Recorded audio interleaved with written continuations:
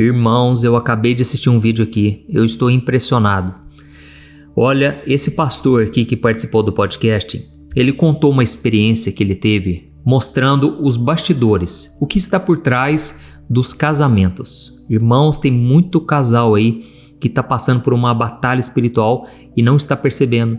E se a pessoa não souber que aquilo é um ataque espiritual, que você deve lutar com as armas espirituais, mas também fazer a sua parte aqui na terra, você vai perder essa batalha. Olha, eu sei do que esse homem está falando e eu vou mostrar para você daqui a pouco, porque eu já aconselhei muitos casamentos, muitos casais que passaram pelo mesmo problema, casais que não se tocam mais, casais que não têm mais intimidade sexual.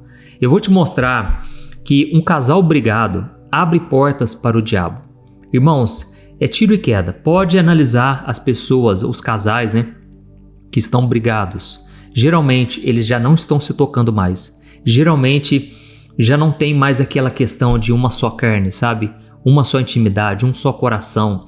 Porque quando a Bíblia diz que o homem vai deixar pai e mãe, e ele vai se unir à sua mulher, e juntos se tornarão uma só carne, a Bíblia não está falando somente na questão sexual, na questão da intimidade. Irmãos, a Bíblia está dizendo o seguinte, os dois, eles vão ter um só pensamento, um só coração.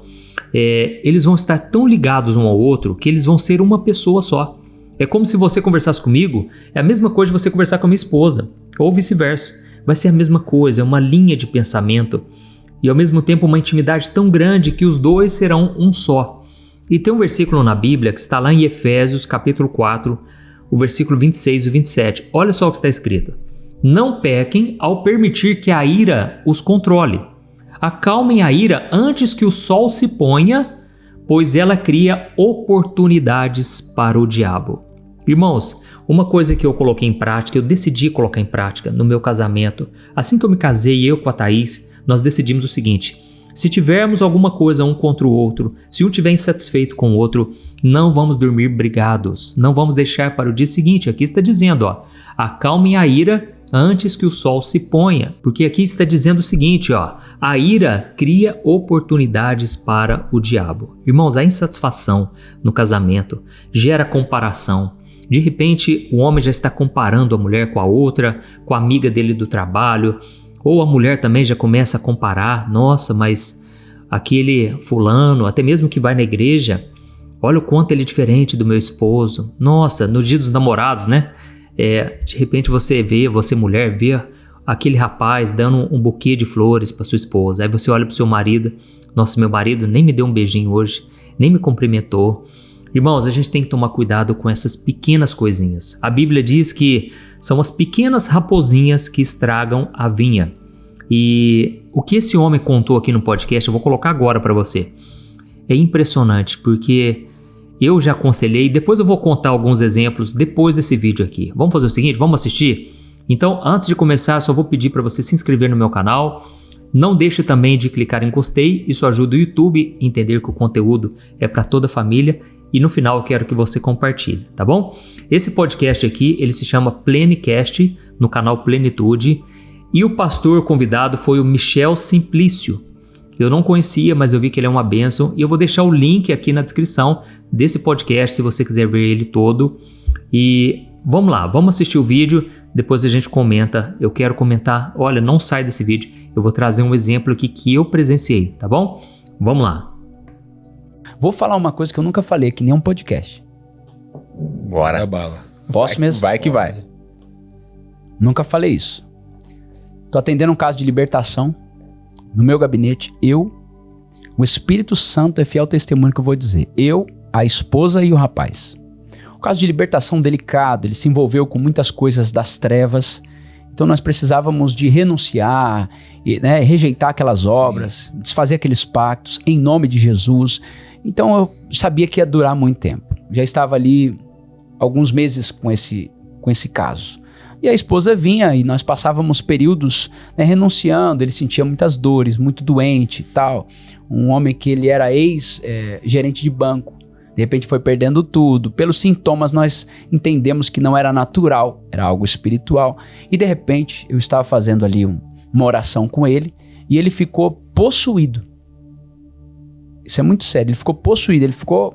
Possessão demoníaca mesmo. No gabinete. Porque isso eu não trato na igreja para não expor a imagem. Mas no gabinete ele ficou possesso. E o demônio realmente tomou a boca dele, ele ficou transformado. E de repente ele falou assim, eu não vou sair, eu não vou sair, eu não vou sair. E começou a falar e eu falei, quem é você? Eu não gosto de fazer entrevista com o diabo, não, em nome de Jesus sai. Mas neste dia, de forma específica, essa experiência mexeu muito comigo. Porque daí o demônio na boca dele disse, eu sou o corpo seco. Eu disse, corpo seco, o que você faz? E o demônio na boca dele disse, eu separo os casais para que eles não estejam juntos. Eu disse, o que você faz?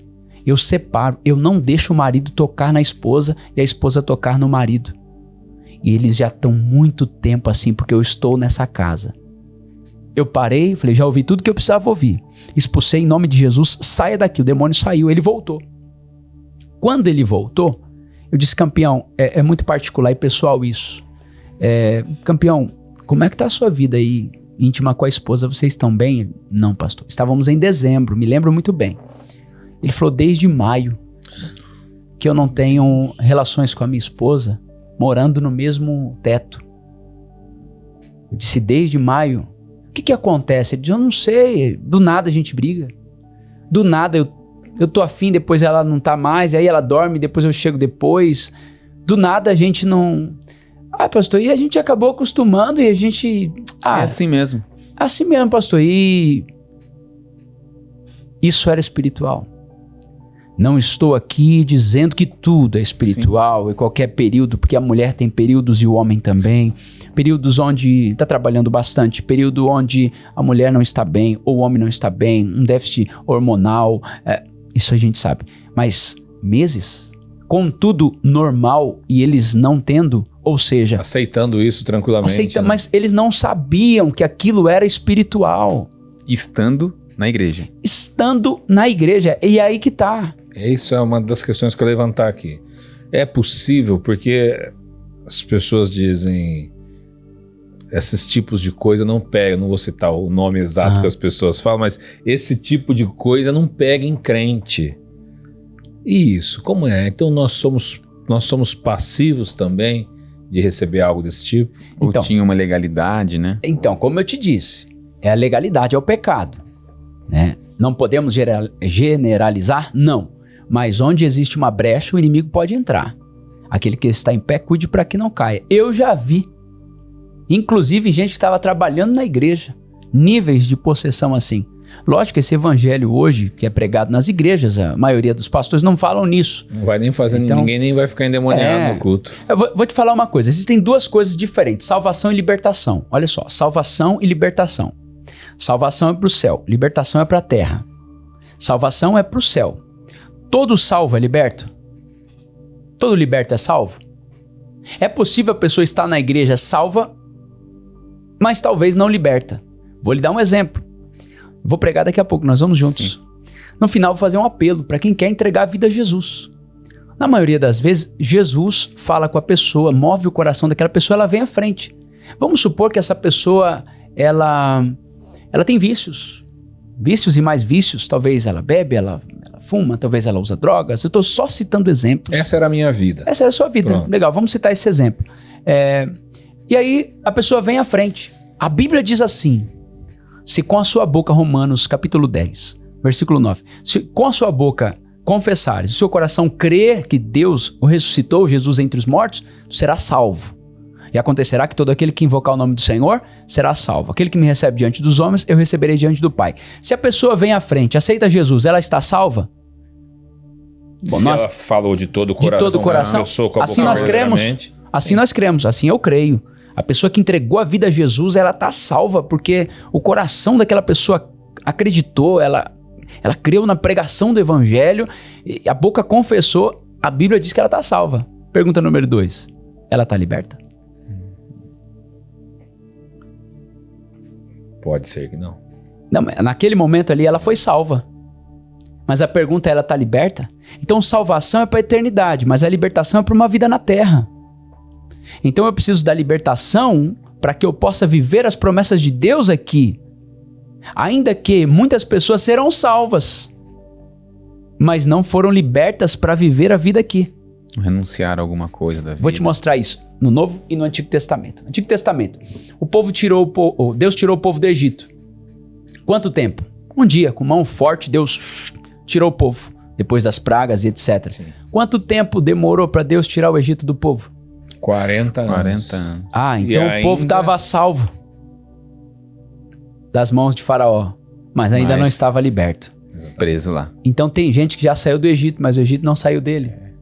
Mesmo não estando mais debaixo do jugo de Faraó, que é uma tipologia bíblica do diabo, Sim. a pessoa pode ainda estar tendo comportamentos de escravo. Mente de escravo. João capítulo 11, Jesus chega para Lázaro e diz: Lázaro, vem para fora. Ele deu vida? Ele deu vida para Lázaro, sim ou não? Sim. Bem pra fora. Veio para fora. Como ele veio para fora? Andando. Amarrado. Isso. Verdade. Fachado. Fachado. Então, ele estava salvo, ele estava vivo, mas ele ainda não estava liberto. Então, libertação é diferente de salvação. Então tem muita gente que diz: eu estou salvo. Amém, glória a Deus. A salvação é a coisa mais importante do ser humano. É o fim de todas as coisas. Deus deseja que todo homem se arrependa, chegue ao conhecimento da verdade e seja salvo.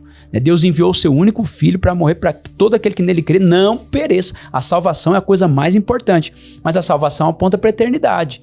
E graças a Deus por isso. Mas a libertação é para a terra. Eu preciso de libertação para quê? Para que eu possa prosperar na terra. Então tem gente que está salvo e não está liberta. É possível? Dentro da igreja? Sim. Lucas, o Evangelho de Lucas, Jesus estava dentro de uma igreja e ele diz assim: há 18 anos, essa filha de Abraão, era crente, entre aspas, filha de Abraão, estava na igreja e tinha um espírito de enfermidade sobre ela. Então nem todo salvo é liberto. Olha isso, irmãos. Sabe o que mais me tocou aqui? É que eles já estavam há meses sem ter relações, sem ter intimidade sexual. E eu sei, irmãos, que isso é mais comum do que parece. Eu sei que é mais comum do que as pessoas imaginam.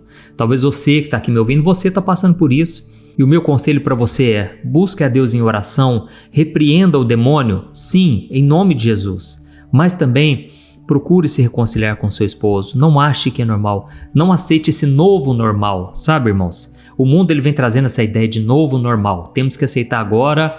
Isso começou lá na pandemia, né? Essa palavra. E a gente começa a se acostumar com algo ruim, algo que não é de Deus, algo que é inferior àquilo que nós vivíamos. Então, se você já entregou sua vida para Jesus, se você já está liberto, creia que você já está liberto pelo sangue de Jesus e também dos pecados. Mas se no dia a dia o pecado te escraviza, então você precisa de libertação. Você precisa que Jesus te liberte. Não estou falando que alguém tem que ir aí, colocar a mão na sua cabeça, expulsar demônios. Você pode tomar posse da sua libertação. Amém? Não aceite nada te escravizar, não aceite nada te dominar. E eu sei, irmãos, que muitas pessoas já não têm esse contato. Tudo começou com a ira. Lembra do que eu li lá para você? Efésios capítulo 4, versículo 26. A ira abre portas para o diabo. O fato de você estar insatisfeito, você estar com raiva do seu esposo, da sua esposa, isso aí causa muitos males, porque o inimigo entra por aí, ó. Então, procure sempre se relacionar bem, perdoar principalmente, porque não existe casamento sem perdão, sabe? E, irmãos, eu me lembrei de um exemplo que eu fui aconselhar um casal. Eles já estavam há praticamente 3 anos, irmãos, sem ter relação sexual. Eu pensei, gente, isso já não é casamento mais. Como pode isso? Que absurdo. E tudo começou, irmãos, com desavenças, sabe? No momento ali da intimidade, o marido meio que tratava a esposa mal, fazia brincadeirinhas sem graça. Aquilo foi perdendo o tesão, vamos assim dizer, foi perdendo a graça no casamento. E eles foram deixando, sabe? Ou então, como ele falou ali, um dia o marido quer, mas a mulher não quer, ou vice-versa. Irmãos, nós precisamos tomar cuidado, porque tem um versículo na Bíblia, eu quero muito ler para você. São 2 versículos, na verdade. Olha só o que está escrito em 1 Coríntios, capítulo 7, o versículo 3 ao 5. Olha só o que Paulo disse. O marido deve satisfazer as necessidades conjugais de sua esposa, e a esposa deve fazer o mesmo pelo seu marido. A esposa não tem autoridade sobre o seu corpo, mas sim o marido. Da mesma forma, não é o marido que tem autoridade sobre o seu corpo, mas sim a esposa. Não privem um ao outro de terem relações a menos que ambos concordem em abrir mão da intimidade sexual por um certo tempo, para se dedicarem de modo mais pleno à oração. Depois disso, unam-se novamente, para que Satanás não os tente por causa de sua falta de domínio próprio. Irmão, isso aqui é muito sério, porque ele está falando o seguinte, não privem um ao outro de terem relações. Sabe o que acontece muito? Eu vou explicar para vocês. Às vezes o marido, ele era do mundo, né? Aliás, todos nós temos o antes de Jesus, né? E nesse tempo ele era muito viciado em pornografia. Então, o que acontece? Ele estava acostumado a ver cenas, a ver um nível, né, de relações que quando ele olha para o casamento dele, ele não encontra. E aquilo pode frustrar ele, e aquilo pode gerar uma comparação. É por isso que a pornografia realmente ela causa esse mal. Ela gera muita comparação. E isso pode ser do lado da mulher também, sabe? Mulher que antes tinha vários namorados, antes de chegar até o marido. Então, quando a Bíblia fala, né, sobre a gente se manter puro, na verdade é para o nosso próprio bem, porque isso lá na frente pode causar muitos males. Eu já aconselhei, por exemplo, uma moça, junto com a minha esposa, óbvio, né? Homem tem que aconselhar homem, mulher, mulher. Mas se a gente tiver em casal, a gente pode aconselhar qualquer um dos dois. E ela relatou para nós que quando ela era do mundo, ela teve vários relacionamentos e agora ela estava com seu marido, mas não parava de pensar naqueles relacionamentos que ela tinha, que eram muito mais prazerosos na relação sexual do que agora ela estava tendo com o esposo. Então foi uma batalha, irmãos. Ela teve que lutar muito na sua mente para não comparar, para não ficar achando que ela não é feliz agora no casamento, que agora a melhor coisa é separar. Irmãos, isso é mentira do inimigo, entendeu? Então, aqui está dizendo o seguinte, o marido tem que satisfazer as necessidades da esposa e a esposa do marido. Se não estiver acontecendo isso, alguma coisa está errada. Talvez algum problema físico, é bom ir no médico, por isso que é tão importante o diálogo entre os casais. E eu sei que tem marido que às vezes não se abre para a esposa, ele não conta, né? Nem mesmo das suas fraquezas e nem mesmo dos seus desejos, daquilo que ele gostaria de experimentar na cama. E ele não fala por quê? Por medo de julgamento.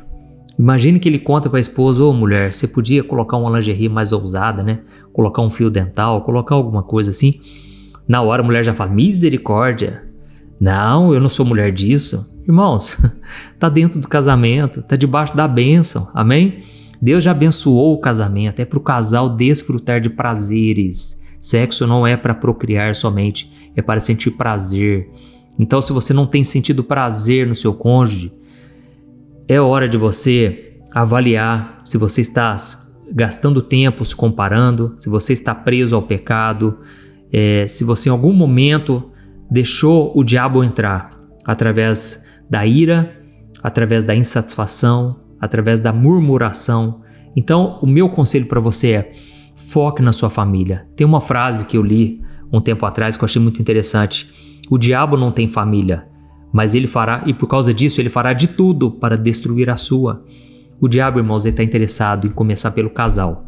Se o casal vive brigando, se o casal vive insatisfeito, aquilo desestrutura tudo para os filhos. E os filhos não são obrigados a ter que sustentar uma relação. Eles não são obrigados a sustentar o fardo de um casamento que vai de mal a pior. Então, não deixe esse fardo para os seus filhos. Procure ser o melhor amigo da sua esposa. E você também, mulher, seja melhor amigo do seu marido. Deixe essa religiosidade de lado, sabe? Porque o diabo é sujo, irmãos. A pessoa, quando era do mundo, ela fazia 1000 coisas, todo tipo de coisa, de perversão. E hoje, quando está no casamento ali, a pessoa não faz mais nada. A pessoa só quer fazer o papai e mamãe, não faz mais nada. Tudo é pecado, sabe? E, irmãos, o diabo, ele é estrategista, entendeu? Ele quer que você seja muito liberal lá nas coisas do mundo. Mas dentro do casamento, ele quer que você seja tão certinho que você não faz nada para agradar o outro. Eu sei que nós não podemos todas as coisas. Inclusive, eu vou deixar aqui para você assistir agora algumas coisas que um casal não pode fazer. Porque às vezes a gente acha que o casal também, pastor, então quer dizer que eu posso fazer tudo? Tudo mesmo?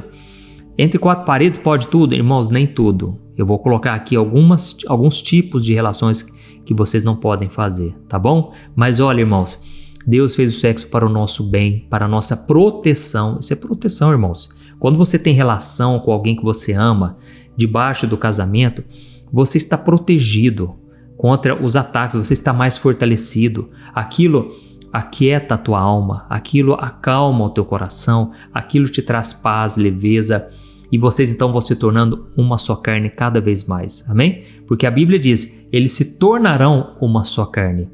E eu sinto dizer que muitos deixaram pai e mãe, que é o primeiro mandamento, deixa pai e mãe, mas não se tornaram uma só carne. É muitos, irmãos, são muitos casais que estão assim. Eles estão debaixo do mesmo teto, mas cada um dorme num quarto, já não tem mais esse contato. Então não perca a simplicidade, sabe? Porque a melhor maneira de você reconquistar o seu cônjuge é voltar a fazer as coisas que vocês faziam quando eram namorados, lembra?